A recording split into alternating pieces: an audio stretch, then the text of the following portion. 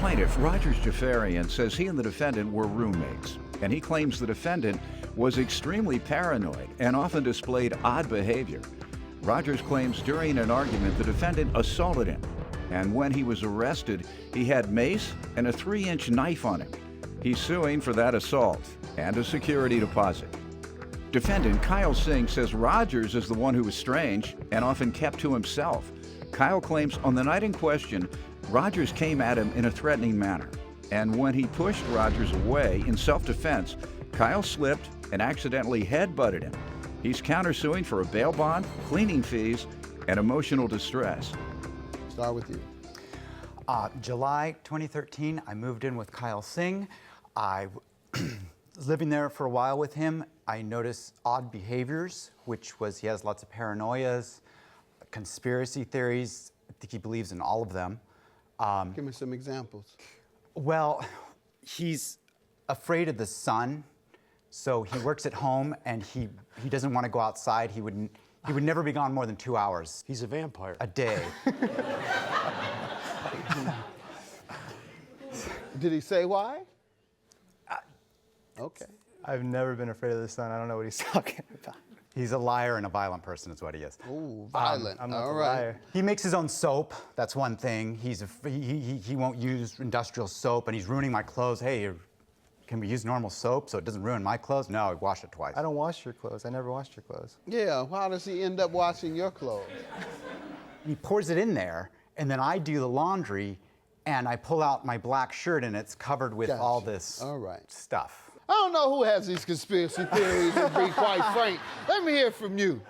Well, Did your eyes lit up on me while you was talking? You just started going different ways? Let's see who's who and what's what here. You give me some background. it's obvious he's a strange person. I knew that from the get-go, but he kind of kept to himself and it was staying in his room all the time. And we. No son?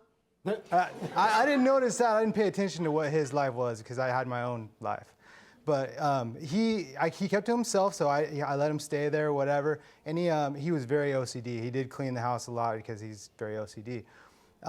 But we weren't friends or anything like that. So there would be arguments every once in a while, but it would be over me leaving the dishes on his side of the dish or the sink for less than. You all had separate sides? No, and he designated them. That's what he wanted to do.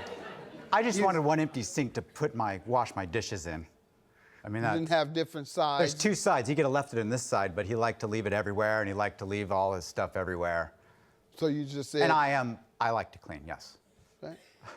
So what are you suing him for today? So in December, I was in my room. It's 11 p.m. I'm watching a movie, and he's banging on my door, and I'm like, I'm just gonna ignore him. Maybe he'll go away. And he starts banging on my door so much that it's rocking the foundation of the house. Though?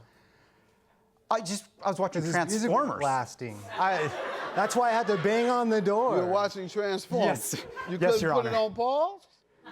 I was just watching a movie, and so I opened the door, and I'm like, Oh, you did answer the door. I did answer Okay. because he was banging so hard I Yeah, couldn't it could have been ignore a him. fire, yeah. Well, no, I looked outside. Get out, get out! I just gotta watch 5 more minutes of the Transformers.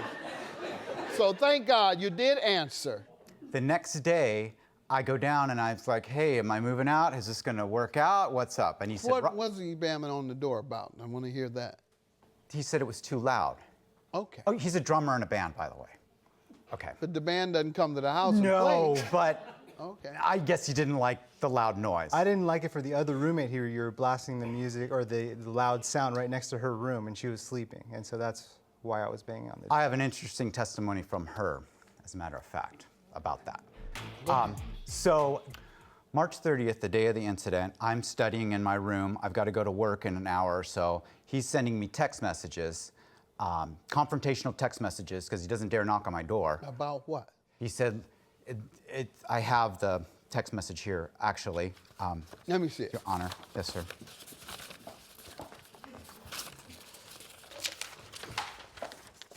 So in the text message, he says, can we talk? Decent enough. You want to get defensive over your suppositions and write long tirades, yet you Hide in your room like a little bee. No more favors. Move out if you can't grow up. I need your bookcase moved by the end of the day. All right. Your Honor, so I had to go to work, so I come out. I'm like, what's going on? And I go downstairs and Yelling at the top of his lungs. Yeah, I did. Go ahead. I came out of my room. WT, what's the deal? You know, you're making me move this bookshelf that's been there for 2 years. You're telling me I can't use your dishes and your stuff. He said that earlier in the day. That's not in the text. I'm like, I gotta go to work. This bookshelf's been here for 2 years. What's the deal? He puts his left thumb out. He's coming towards me, and I'm kind of backing up like, whoa. He puts his left thumb on my chest. He's pressing my chest. He's got his right forearm on my neck. I said, hey, Not true. you're touching me. And he's pressing me. I said, hey, you're getting physical. And then I'm in the corner. You didn't have to tell him that, but go ahead. I said, yeah, you're getting physical. You're touching me. You're physically touching me. Like, this is safe. This is home where you're supposed to be safe. So he's got his thumb on my chest and his forearm on my neck, and I'm like, hey, you're hurting me. And that's when he headbutted me. And I kind of stood there. He backed up. I felt the blood, and the blood is just pouring out. And I'm like, what are you doing? And I'm running for the door to get away from him. He's grabbing paper towels. He's wiping up the blood as I'm running out the door. I head out the door to get away from him. I'm outside. There's a neighbor out there. He's like, are you okay? I said, no. I need to call the police. I'm trying to call the police. There's blood all over my phone. Pandora's playing while I'm talking to the 911 operator. You know? And the police show up. When they go to talk to him, he has mace in one pocket, a 3-inch knife in the other pocket. I mean, he wanted to finish me off, I think. Seem like you're an actor, man. Are you in the entertainment business? I did a little bit in college. All right. Let me hear from you, sir.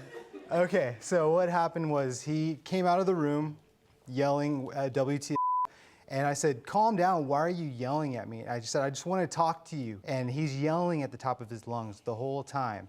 As he's getting closer to me every time he's yelling. And by the time he gets up right in my face, I push him away. Why couldn't you just walk away? I could have. Go ahead. I pushed him away from me, grabbed onto my shirt. I was wearing socks on hardwood floor. I slipped and hit him on the head as I bumped my head onto the cabinet. Now you're acting. But at least I'm just you're not a little being better articulate. than him. I'm not acting at all. I'm just not being articulate. Go ahead. You slipped, and it just happened to headbutt him. Right. So much so that it bled. Yeah.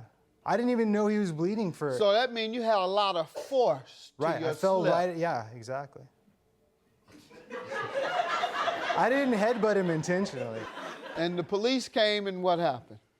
They immediately put me in handcuffs, and they took there was 2 different police, and they each took our story.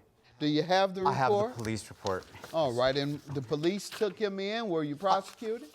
No, I wasn't. A bail was set. You're countersuing for a bail. Right. So you had to post bail. I had to post bail, and the DA dropped the charges. Your lawsuit is for security deposit, pain and suffering, and emotional distress. Go right ahead. So Deposit. Let's get to the deposit. he said, I talked to my lawyer. I'm not going to pay you anything. All right, sir. What do you say to Wasn't this? as simple as that. I told him that I can't give him any money because he has to give 30 days notice. I have the renter's rights. You have it with you? I do. Well, you don't give 30 days notice when it's called constructive eviction. If someone is assaulting you, as you did, even by your own admission, you pushed him first instead of walking away. So he had no obligation to stay there or give you 30-day notice. Did you leave that day? Hopefully you left that day. I left that day, and when I came back, I returned with officers. All right, how do we get to $5,000 though, sir? We got to $5,000 because in California, they said if you don't get the deposit, you get 3 times the amount. I've got a permanent 5 How stitches. much was your deposit, sir? My deposit was $700.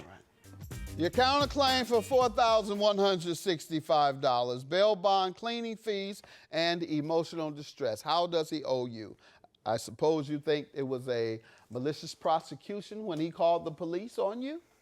You want your bail bond because you were locked up? I don't understand why he thought he was in danger. I've never been a violent person before. You said you beat up your brother, and you're proud of it. I never said that. Did you beat up your brother? No, I didn't. I punched him one time when he was drunk and he was trying to get the keys from me. You punched him, and you're proud of that. I never said I was proud of that, no. I punched him one time with and this I'll whole stop having fun with you. chest, the chest and the arm. I don't have no more time for you. Now, you want to blame him for putting you in jail, therefore you want your bail bond from him. Right. I'm not going to grant you that. You deserve to have been arrested. Cleaning fees and emotional distress. Cleaning fees, how much did you incur in cleaning? It was my own time. I did it myself, so. Okay, and it just dawned on me that you definitely didn't have to clean anything behind him. He actually, you made that clear. You made that clear. How did he cause you emotional distress? From time in jail. And you were supposed to be in jail. I don't think so. Sir, I'll grant you $900 for your pain and suffering and $2,100 for your deposit back, leaving you with $3,000. All right? Judgment for the plaintiff. Your claim is dismissed. Have a good day, gentlemen. Hey, and don't call Natasha. Leave her alone. Don't text her. Don't call her. Have nothing to do with. She's living with me now. She moved out of your house and is living with me. Life is wonderful. There's not a rain cloud over our house any longer. Okay? All right. Don't text her. Leave her alone and leave me alone. And get some help, man. You got serious mental issues. Okay, I'm not the example of that today.